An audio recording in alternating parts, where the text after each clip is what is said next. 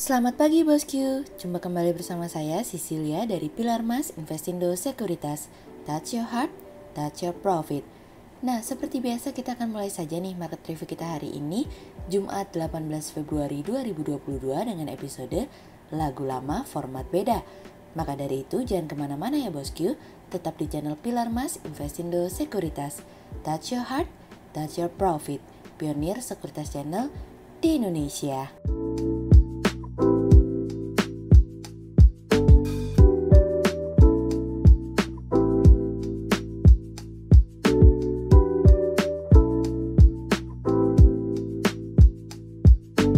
Seperti biasa kita akan mulai dari Global Economics Calendar. Ada berita dari US Housing Starts yang turun dari sebelumnya 1.708K menjadi 1.638K. Kemudian ada dari US Building Permits yang naik dari sebelumnya 1.885K menjadi 1.899K. Kemudian ada dari US Initial Jobless Claims yang naik dari sebelumnya 225K menjadi 248K. Kemudian kita beralih ke corporate news. Ada berita dari PT Indosat Tbk atau ISAT yang berencana melunasi pokok obligasi berkelanjutan 1 Indosat tahap 2 tahun 2015, seri D dan pokok sukuk ijarah tahun 2015 dari IQ Plus. Kemudian ada dari PT Perintis Trinity Property Tbk atau TRIN yang mematok harga pelaksanaan right issue di level Rp750 per saham dalam aksi korporasi yang akan dilakukan di pasar modal dari IQ Plus. Kemudian ada dari PT Sunindo Adipersada Tbk atau TOYS yang berencana memperluas jangkauan pasar ke wilayah Timur Tengah dan Jepang tahun ini dari kontan.go.id. Kemudian pada perdagangan hari Kamis tanggal 17 Februari 2021, IHSG ditutup melemah 15 poin atau minus 0,22% menjadi 6.835. Sektor energi, transportation, basic industry, industrial, finance, healthcare bergerak negatif dan mendominasi penurunan IHSG kali ini. Investor asing di seluruh pasar membukukan pembelian bersih sebesar 618 miliar rupiah. Kemudian kita akan masuk ke market review kita hari ini. Cerita hari ini akan kita awali dari sentimen sama, cerita berbeda. Di tengah situasi dan kondisi yang mulai kondusif, ternyata hal itu bukanlah kenyataan yang sebenarnya. Amerika kembali memberikan peringatan mengenai serangan yang mungkin terjadi dari Rusia ke Ukraina. Apa yang dilakukan oleh Rusia terkait dengan penarikan pasukannya merupakan berita palsu yang dibuat. Dalam tanggapan resminya, Kremlin mengatakan bahwa apa yang diusulkan oleh Biden untuk Rusia belum mampu memuaskan Rusia sehingga alhasil Rusia mungkin akan memilih jalan militer untuk melakukannya. Di tengah situasi dan kondisi tersebut, imbal hasil US Treasury terus mengalami peningkatan yang didukung oleh kenaikan harga emas yang sudah mencapai $1.900 per ons. Namun minyak turun meskipun di tengah potensi invasi dan tingginya permintaan akibat pulihnya permintaan global. Biden sendiri menyampaikan bahwa dalam beberapa hari ke depan ada kemungkinan yang sangat tinggi bagi Rusia menginvasi Ukraina. Duta Besar Amerika untuk PBB Linda Thomas Greenfield pun mengatakan bahwa bukti yang ada di lapangan telah menunjukkan bahwa Rusia sedang bergerak untuk menuju invasi yang akan segera terjadi. Amerika dan NATO mengatakan bahwa Rusia telah mengumpulkan sebanyak 150.000 tentara di dekat perbatasan dengan Ukraina sebagai persiapan antisipasi adanya invasi karena mereka tidak melihat Rusia mundur di tengah situasi dan kondisi saat ini seperti yang disampaikan sebelumnya. Duta Besar Ukraina untuk Amerika Oksana Markarova pun mengatakan bahwa Ukraina siap untuk membahas gencatan senjata dengan Rusia selama garis merah tidak terlewati. Kementerian Luar Negeri Rusia telah menyerahkan dokumen yang berisi 11 halaman sebagai tanggapan atas proposal Amerika yang disampaikan sebelumnya. Dalam dokumen tersebut, Putin mengatakan bahwa NATO harus berjanji untuk menghentikan ekspansi, menolak keanggotaan Ukraina dalam aliansi dan menarik mundur pasukan yang ada di Eropa Tengah dan Timur. Tentu saja NATO menolak apa yang diminta Rusia, namun NATO tetap menawarkan diskusi mengenai masalah keamanan termasuk pembatasan rudal dalam rangka meningkatkan kepercayaan. Amerika sendiri dari kabar terakhir mengatakan bahwa sudah ada 7.000 pasukan Rusia yang ditambahkan ke dekat perbatasan.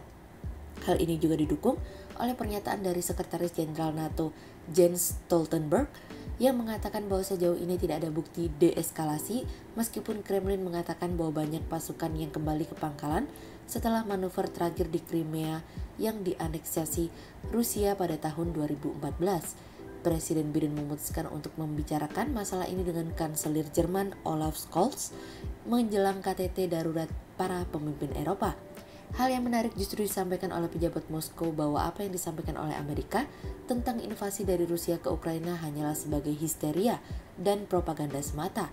Alhasil sentimen ini lagi-lagi akan mempengaruhi pergerakan pasar pada hari ini, yang dimana indeks global terlihat lagi-lagi tertekan. Sehingga kami melihat peluang terkoreksi kembali pada hari ini meskipun ruang penguatan masih tersedia. Kemudian cerita selanjutnya datang dari IMF untuk kita.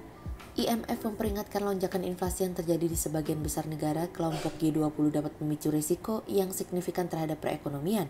Meski demikian, IMF memperkirakan kenaikan harga di sebagian besar negara akan secara bertahap melandai pada tahun ini. Lonjakan inflasi terutama terjadi karena kenaikan harga komoditas, gangguan pengiriman barang, berlanjutnya ketidaksesuaian dalam penawaran dan permintaan, dan pergeseran permintaan lebih banyak barang. Dalam catatan yang disiapkan untuk pertemuan G20 dalam 2 hari ini di Jakarta, IMF menilai ekspektasi inflasi jangka panjang secara umum tetap akan terkendali dengan kerangka kebijakan yang kuat. Namun risiko penurunan pertumbuhan ekonomi global terus membayangi yang ditunjukkan dengan indikator perekonomian. IMF pada bulan lalu telah memangkas pertumbuhan ekonomi global menjadi 4,4%. Pembatasan mobilitas yang diterapkan di Eropa, Jepang, dan Inggris telah melemahkan aktivitas sektor jasa dalam beberapa bulan terakhir, sementara penyebaran virus corona telah merusak sentimen konsumen di Amerika Serikat. IMF memperkirakan bahwa gangguan pasokan kemungkinan telah mengurangi antara 0,5% hingga 1% dari pertumbuhan produk domestik bruto global pada tahun 2021 dan mengangkat inflasi inti sebesar 1%. Menurut IMF, ketidaksesuaian penawaran permintaan juga bisa memakan waktu lebih lama untuk diselesaikan dari yang diharapkan. Kondisi ini dapat membebani output dan memicu inflasi upah yang dalam jangka waktu dapat mendorong pengetatan kebijakan moneter yang lebih awal dari perkiraan di negara-negara maju utama, terutama di Amerika Serikat, negara terbesar di dunia. Ekonomi Cina terbesar kedua di dunia berpotensi lebih lambat dibandingkan prediksi semula jika mengalami masalah lebih lanjut di pasar real estate-nya. Konsumsi swasta tidak pulih dan wabah COVID-19 meluas. IMF menekankan bank-bank sentral di ekonomi pasar berkembang harus siap menghadapi guncangan jika inflasi terus meningkat di negara-negara ekonomi utama. Bank-bank sentral negara maju berpotensi menaikkan suku bunga lebih tinggi dari perkiraan. Sehingga berdasarkan technical analisa, kami melihat saat ini IHSG memiliki peluang bergerak melemah terbatas dan ditradingkan pada level 6.790 hingga 6.876. Ruang penguatan masih ada meskipun kecil. Hati-hati dan cermati setiap situasi dan kondisi yang terjadi ya. Berikut stock watch pilar emas hari ini ya bosku. Yang pertama ada dari SMGR, kemudian yang kedua ada dari EMTK, dan yang ketiga ada dari BBRI. Berikut 2 saham yang kami analisa hari ini ya bosku. Yang pertama ada dari MDKA atau PT Merdeka Copper Gold Tbk yang menggarap 5 tambang emas dan tembaga tahun ini. Berdasarkan informasi dari manajemen, saat ini perusahaan telah memiliki 5 aset utama yang menjadi sumber pendapatan utama. Guidance produksi emas untuk 2022 diperkirakan akan produksi antara 100.000 hingga 120.000 ons dengan biaya keseluruhan $1.000 hingga $1.100 per ons. Untuk proyek tembaganya tahun ini MDKA diperkirakan menggali 60.000 hingga 70.000 meter untuk mengkonfirmasi target eksplorasi di upper high grade zone. Sehingga berdasarkan technical analisa dalam tren perjangka waktu short term berpotensi untuk bearish dengan target 3.700 dan tingkat probabilitas sebesar 63%, sementara dalam jangka waktu long term berpotensi untuk bullish dengan target 4.000 dan tingkat probabilitas sebesar 62%. Kemudian yang kedua ada dari KF atau PT Kimia Farma Tbk yang menyiapkan 350 klinik untuk vaksin booster Sinopharm. Berdasarkan informasi dari manajemen, saat ini KF yang telah didukung oleh 350 klinik di seluruh Indonesia siap untuk melaksanakan vaksinasi booster dengan vaksin Sinopharm. Vaksin Sinopharm telah mendapatkan Emergency Use Authorization atau persetujuan darurat dari Badan POM sebagai vaksin dosis lanjutan atau booster homolog untuk dewasa 18 tahun ke atas.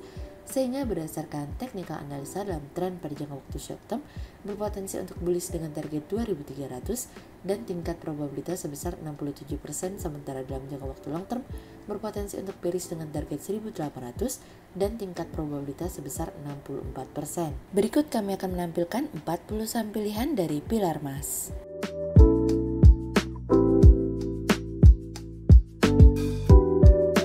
Sekian untuk review market kita kali ini ya bosku. Untuk info lebih lengkapnya Bosku bisa download PDF dengan klik link di bawah video ini atau bisa juga langsung akses ke website kami di www.pilarmas-investindo.co.id. Dan jangan lupa untuk selalu jaga kesehatan buat para Bosku ya. Kita akan bertemu lagi besok pagi untuk market review yang berikutnya. Jadi jangan lupa like, subscribe, dan tonton terus channel Pilar Mas Investindo Sekuritas. Touch your heart, touch your profit. Pionir Sekuritas Channel di Indonesia.